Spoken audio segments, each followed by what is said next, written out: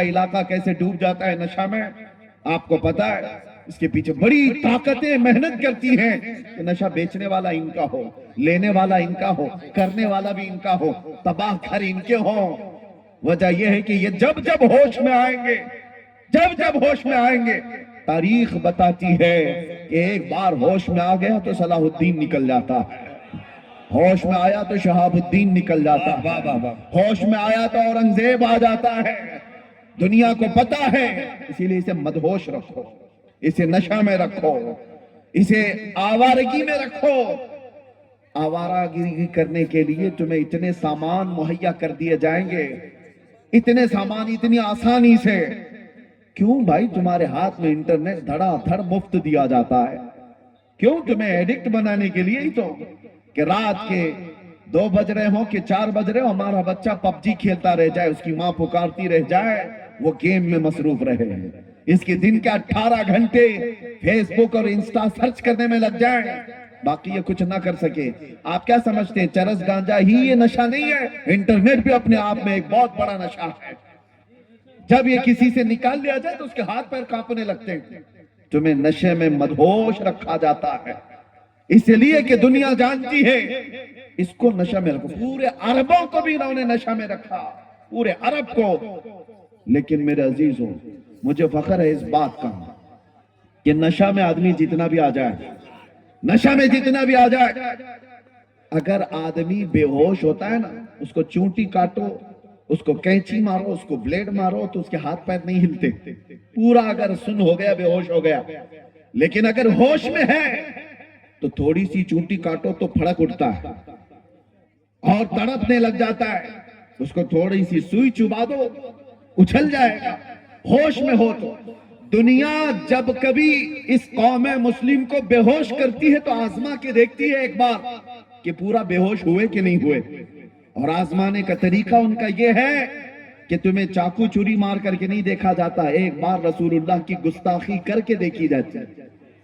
کسی ظالم کتے کو کھڑا کیا جاتا ہے بھونکنے کے لیے, نبی آخر الزمان صلی اللہ علیہ وسلم کی شان میں بھونکو, اس کو فنڈنگ کی جاتی ہے, اس کو حکومت کی پہریداری دی جاتی ہے, سب کچھ, اور وہ بھونکتا ہے کہیں بیٹھ کر کے.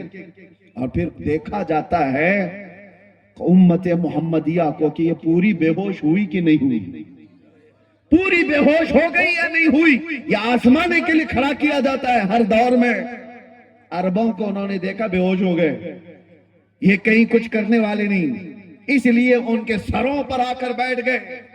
لیکن فخر ہے مجھے غریب نواز کے اس ہندوستان پر, یہاں پر بھی نشہ میں سالوں سے ہمیں مدہوش تو کیا گیا, اور پھر یہاں پر بھی چیک کرنے کے لیے کچھ پاکھنڈیوں کو کھڑا کیا گیا اور گستاخان رسول کو کھڑا کیا گیا بھوکو محمد عربی کی شان میں. لیکن قسم خدا کی میں نے دیکھا ہندوستان کے مشرق سے مغرب, شمال سے جنوب تک کوئی خطہ ایسا نہیں جو حضور کی گستاخی پر سویا ہوا ہو. ہر محلے کا بچہ کھڑا ہوا اور ان کتوں کو بتایا آج بھی غیرت موجود ہے, اپنا سب کچھ گنبد خضرا کل بھی تھا, اور میرے نبی سے میرا رشتہ کل بھی تھا. اور دنیا کو کیسے پتا چلا کہ یہ ہوش میں ہے؟ یہی رات کے 3 بجے کا مجمع جب کہتا ہے لبیک یا رسول اللہ, دنیا کو اچھی طرح سمجھ میں آیا کہ یہ پورے بے ہوش نہیں ہوئے. اور اللہ کا کرم ہے, ایمان جب تک تمہارا سلامت ہوگا تم بے ہوش نہیں ہوگے, بے ہوش نہیں ہوں گے.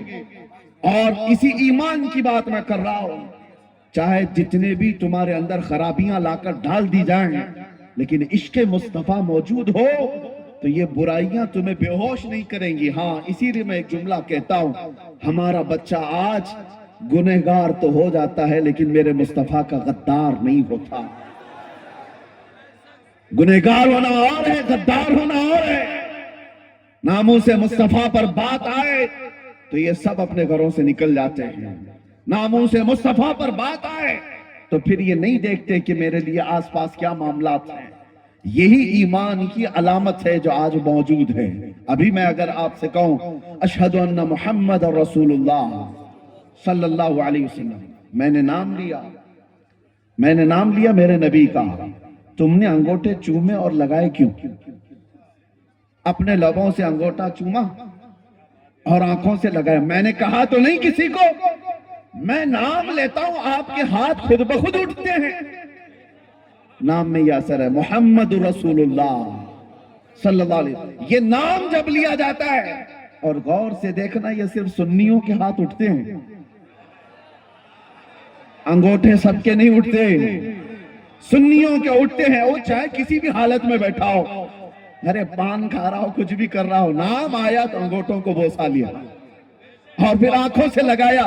یہ اس بات کی علامت ہے تمہیں چومنے کے لیے آرڈر دینے کی ضرورت نہیں, اندر جو موجود عشق ہے وہ بے اختیار انگوٹھے اٹھا دیتا. اندر جو محبت ہے وہ علامت میں بتا رہا ہوں, علامت میں بتا رہا ہوں. کون کہتا ہے یہ مری ہوئی قوم ہے؟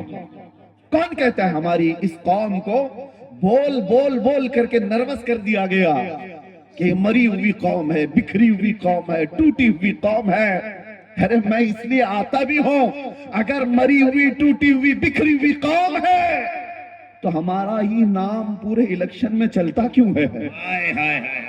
کیا بات, سارے مدے تو ہمارے ہیں, اور دجالی میڈیا کو ہمارے بغیر تو دکان بھی نہیں چل سکتی, ہمارے نام کے بغیر تو دکان بھی نہیں چلتی. 24 گھنٹے میں آپ دیکھو کسی کو بھی کھولو, ارے وہاں داڑھی تو دکھی جائے گی, ٹاپک تو کوئی ٹوپی دکھی جائے, کسی کا برقع دکھ جائے, کبھی مسجد کے مینار و منبر, قرآن کی آیتیں, کل ملا کر کے گرم کرنے کے لیے. بلکہ حد تو یہ ہے, کسی چلتے پھرتے نیتا کو جو کوئی پوچھتا ہی نہیں, فیم لینا ہے, مشہور ہونا ہے, تو اسے ہمارے خلاف بھونکنا پڑتا ہے, ہمیں گالیاں دینی پڑتی ہیں. اسلام کو, قرآن کو جب بھونکتا ہے وہ مشہور ہونے کی کوشش کرتا ہے. میں سوچتا ہوں ارے تیرے پاس کچھ تھا نہیں جو بول کے مشہور ہوتا, تجھے مشہور ہونے کے لیے بھی میرے دین کا سہارا لینا پڑتا ہے. حضور کی ذات پر بھونکتا ہے اور ولن بننے کی کوشش کرتا ہے. لیکن ایک بات میں آپ کو بتا دوں, اس فیم میں اور اس فیم میں بڑا فرق ہے. گالی دے کر مشہور ہونے والا اور تعریف کر کے مشہور ہونے والا, دونوں میں بڑا فرق ہے. گالی دینے والا ایک بار دے گا, زندگی بھر چھپ چھپ کر کے گھومنا پڑے گا, اور تعریف کرنے والا کہیں چھپ کے بیٹھتا ہی نہیں, بلکہ اس کی تاریخ تاریخ تاریخ تاریخ. ہم نے دیکھا ہے تعریف کرو مصطفیٰ کی اور اس کے بعد چھپنے کا موقع ہی نہیں ملتا. ہم دیکھتے ہیں نہ ہماری رات ہے اور ہمارا دن بچا ہے, سب دے دیا, اور جہاں گئے ہزاروں کے مجمع میں تنہا گئے. وجہ کیا ہے؟ فرق ہے, یہی فرق ہے. آج سے میں کہتا ہوں جو ایمان کی دولت تمہارے پاس باقی ہے اس کو میں بتانا چاہتا ہوں. مرے نہیں ہو, مرے نہیں ہو, باقی ہو تبھی تو ذکر چل رہا ہے. ہمارا وجود ہے تبھی تو ہم گنائے جا رہے ہیں, اور وہ بھی چھوٹے موٹے لوگ تھوڑی نہ ہم کو گن رہے ہیں, بڑے بڑے لوگ گن رہے ہیں, بڑے بڑے لوگ ان کو شمار کرتے ہیں. میں کبھی کبھار سوچتا ہوں کہ بہت چھوٹے چھوٹے سے بچے بنگال کے آئے ہیں, تو جگہ جگہ ان کے ساتھ مار پیٹ, ان کو بھگانے کی کوششیں کئی علاقوں میں دکھتی. وجہ یہ ہے کہ بہاری ہونا یا بنگالی ہونا مسئلہ نہیں ہے, مسئلہ اس کا مسلمان ہونا. لوگوں کو یہ تکلیف کہ یہ مسلمان ہے, اس کو رہنے نہ دیا جائے. یہ سارے معاملات تمہیں جگانے کے لیے ہیں. دنیا یہ بتا رہی ہے کہ آج بھی ہم تم کو شیر ہی سمجھتے ہیں. ڈر کس سے لگتا ہے؟ ڈر کس سے لگتا ہے؟ ہاں, کتوں کو ہمیشہ شیر سے ڈر لگتا ہے. بتایا جاتا ہے آج بھی ہم, ڈرو مت, ہماری تقریر میں گھوم پھر کے کتا آ ہی جاتا ہے. نعرہ تکبیر, نعرہ رسالت, مسلک اعلی حضرت, شیر ہندوستان. میرے عزیزوں, آپ کو جو ڈرا رہا ہے یہ کہہ کر کے بکھری ہوئی ٹوٹی ہوئی قوم ہے, ان کی طرف توجہ مت کرو. آپ کے پاس جو چیز ہے اسے اچھی طرح سے معلوم ہے, اسے اچھی طرح معلوم ہے. نبی پاک صلی اللہ تعالیٰ علیہ وسلم پر مر مٹنے کا جذبہ جب تک تمہارے اندر سلامت رہے گا, جب تک باقی رہے گا, خدا کی قسم کبھی تمہیں روئے زمین سے پوری طرح مٹایا نہیں جا سکے گا. کبھی نہیں. ہاں ایک بات ہے، اس قوم کو مٹنا ہی چاہیے جو اپنے نبی کی عزت کے لیے سیریس نہیں، جو حساس نہیں. اس قوم کو تو جانا ہی چاہیے، چاہے وہ عالم کے لباس میں ہو، مفتی کے لباس میں ہو، پیر کے لباس میں ہو. جو اپنے نبی کی عزت کے لیے حساس نہیں، اسے اس زمین پہ جینے کا حق کیا ہے؟ امام مالک رضی اللہ تعالیٰ عنہ فرماتے ہیں، آپ سے پوچھا گیا حضور پاک کی شان میں گستاخیاں ہونے لگے، گالیاں دی جانے لگے اور امت خاموش بیٹھے رہے تو کیا ہوگا؟ امام مالک فرماتے ہیں، وہ فرماتے ہیں ان قریب زمین پھٹ جانی چاہیے اور اس امت کو دھس جانا چاہیے. اس کو کیا جینے گا؟ ہاں جو حساس ہے، آج بھی حساس ہے. میں یہ نہیں کہتا کہ سب کو میری طرح سے جو میں بول رہا ہوں سب کو یہی کرنا چاہیے، سب کے اپنے اپنے منصب ہیں. ہر امام دفاع کرتا ہے ناموس رسالت کا. یہ جتنے علماء بیٹھے ہیں کوئی یہ نہ سمجھے کہ سب خاموش ہیں. ان کو جہاں موقع ملا، جیسا موقع ملا، عظمت رسالت کا دفاع یہ کرتے ہیں. میں سب پیروں کی بات نہیں کر رہا، سب علماء کی بات نہیں کر رہا. یہ ایک ایک سال نہیں، 10 سال مسلح سنبھال کر قوم کے دلوں میں جو عظمت مصطفیٰ ڈالتے رہتے، حساس بناتے ہیں. یہ بھی تو دفاع ناموس رسالت ہے.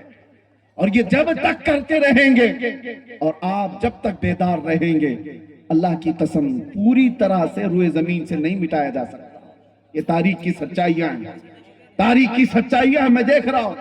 بدر ہو گئی، احد ہو گئی، خندق ہو گئی، خیبر ہو گئی، کتنی جنگیں ہو گئی اور طاقتیں ایسی کہ ایک بار صلاح الدین صرف 12,000 کا لشکر لے کر کے آیا اور مقابل میں 4 لاکھ سلیبی تھے.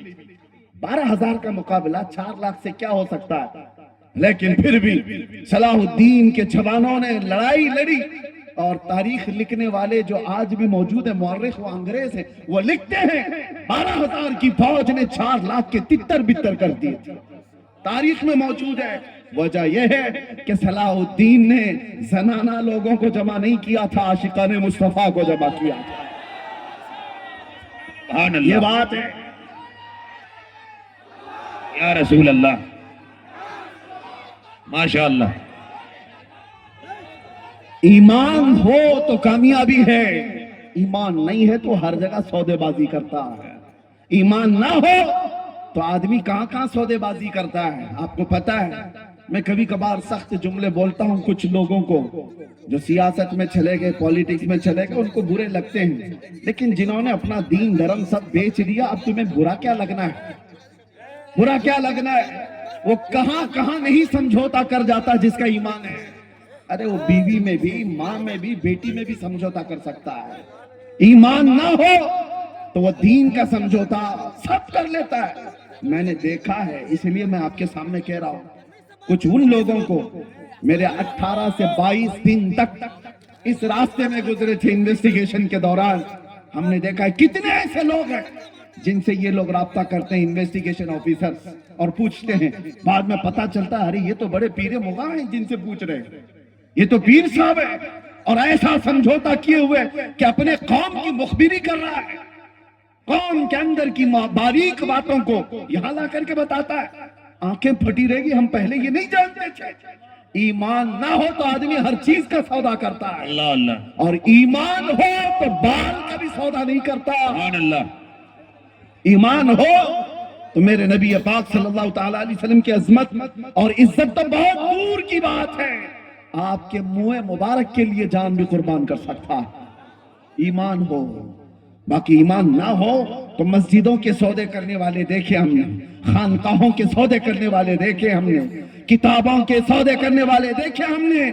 کچھ تو وہ بھی آئے جو یہ کہنے لگے کچھ وہ حدیثیں چھپا دی جائیں، کچھ وہ آیتیں قرآن کی چھپا دی جائیں جس میں جہاد کا ذکر ملتا ہے. کون سی سودے بازی کر رہے ہو؟ ایمان غیرت ہو گیا، ایمان چلا گیا. ان کو یہ چاہیے کہ دوسروں کو راضی کرنے کے لیے آیتیں چھپا دو، حدیثیں چھپا دو، اور چھپا نہیں سکتے تو کم از کم اس ٹاپک پہ مت بولو. یہ بھی ہمارے پاس آئے، یہ بھی ہمارے پاس آئے. میں ان سے کہتا ہوں ان آیتوں کو نکال دو گے یا ان حدیثوں کو نکال دو گے، مطلب نہیں سمجھتے ہو تم ہمارے نبی کی آدھی سیرت ختم کرنا چاہتے ہو. کیسے بتاؤ گے کہ نبی بدر میں کیا کرنے گئے تھے؟ کیسے بتاؤ گے کہ نبی احد میں کیا کرنے گئے تھے؟ कैसे बताओगे कि रसूलुल्लाह खैबर में क्यों गए थे? तुम्हें बताना पड़ेगा। और तुम जिसकी रजा के लिए ये छुपाना चाह रहे हो, एक बात कान खोल के सुन लो, अल्लाह कुरान में फरमाता है वो हरगिज तुमसे राजी नहीं होंगे, कभी नहीं राजी होंगे। तुम जिसकी रजा के लिए अपने आप को बदलना चाह रहे हो, आखिर वक्त आ ही जाता है। देखा नहीं, चंद सालों पहले लखनऊ से एक राफजी कुत्ता निकला था, नाम भी बदल लिया, धर्म भी बदल लिया, सब कुछ कर लिया। देखा होगा, सुना भी होगा, बच्चे छोटे वो नहीं जानते, हाँ जानना भी नहीं